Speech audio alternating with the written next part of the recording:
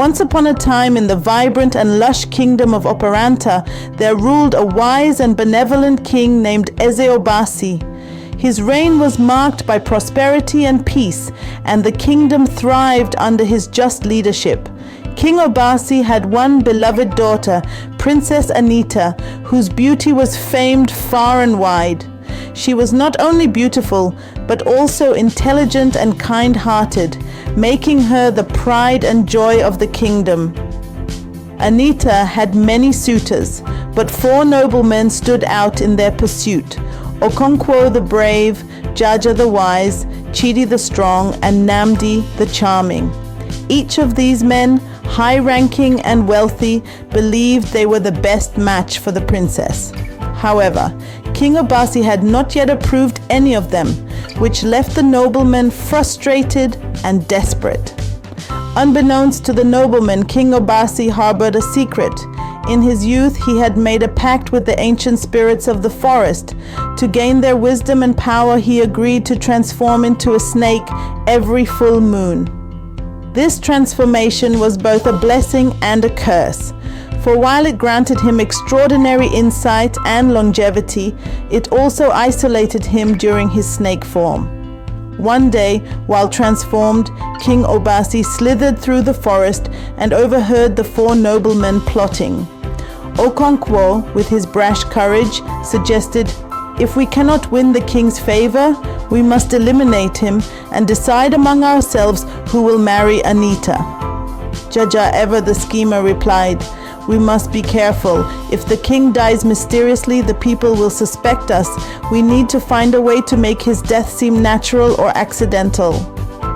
Chidi, flexing his muscles, added, "We can arrange a hunting accident. The king often goes hunting alone." Nnamdi, stroking his well-groomed beard, concluded, "Whatever we do, it must be flawless. Once the king is gone, we can compete fairly for Anita's hand." The Snake King, filled with both sorrow and anger at the betrayal, slithered back to the palace to plot his revenge. When he resumed his human form, he summoned his trusted advisor, Chief Amadi. "Chief Amadi," he said gravely, "I have learned of a conspiracy against me. We must act swiftly and cunningly to turn their plot against them." Chief Amadi, loyal and sharp-witted, nodded. "What do you propose, Your Majesty?" King Obasi smiled, a plan already forming in his mind. "We will let them believe they have succeeded in their plot, but we will control the circumstances. And when the time is right, I will reveal my true nature and exact my revenge." The next full moon, King Obasi invited the 4 noblemen to join him on a hunting expedition. The noblemen, eager to execute their plan, agreed readily. As they ventured deep into the forest, King Obasi allowed himself to be separated from the group, just as the conspirators had hoped. When the moon rose and he began to transform, the noblemen struck, believing they had cornered the king alone. But instead of killing him, they found themselves faced with a gigantic snake, glittering with scales that reflected the moonlight like diamonds. The sight was so terrifying that even the brave Okonkwo hesitated. Before they could react, the Snake King spoke. "You who sought to betray your king and harm him for your selfish desires, behold the true power of the forest spirits." The nobleman trembled, but Okonkwo, summoning his courage, shouted, "We cannot let him live! Attack!" Yet as they lunged, the Snake King evaded their blows with ease, his serpentine body weaving through the trees with grace and speed. The forest seemed to come alive, branches and vines aiding the Snake King in his defense. It became clear that the noblemen were no match for the ancient powers that Obasi wielded. Realizing their predicament, Jaja pleaded, "Have mercy, great king. We were fools, blinded by our ambition." The Snake King, his eyes glowing with an eerie light, replied, "Mercy will come at a price. You will each face a trial, and only if you pass will you be spared my wrath." The noblemen, now desperate, agreed to the trials. The Snake King transformed back into his human form and the trials began. Okonkwo, known for his bravery, was tasked with navigating a labyrinth filled with his greatest fears. He faced monstrous beasts and harrowing visions, but his courage saw him through. When he emerged, he was a humbled man, having learned that true bravery comes with humility.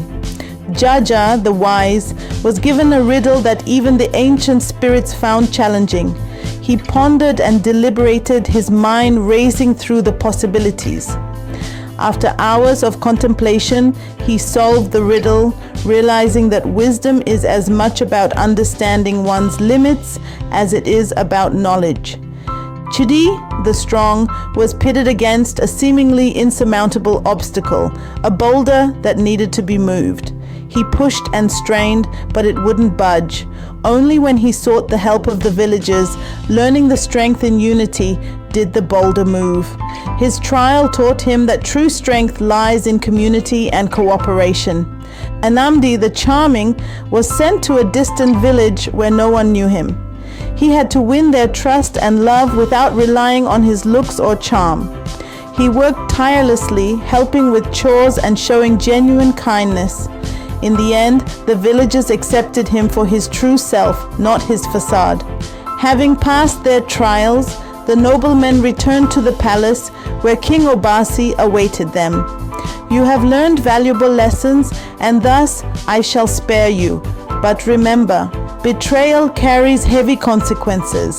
Let this be a lesson to all who might think to conspire against the throne. The noblemen, forever changed, pledged their loyalty anew and became staunch supporters of King Obasi. The kingdom of Oparanta continued to flourish, and Princess Anita, free to choose her path, eventually married a humble, kind-hearted man who loved her truly. And so, the legend of the Snake King's revenge became a cherished tale in Oparanta, reminding all of the wisdom, justice, and unexpected humor of their beloved King Obasi, who could transform into a snake and still teach life's most valuable lessons.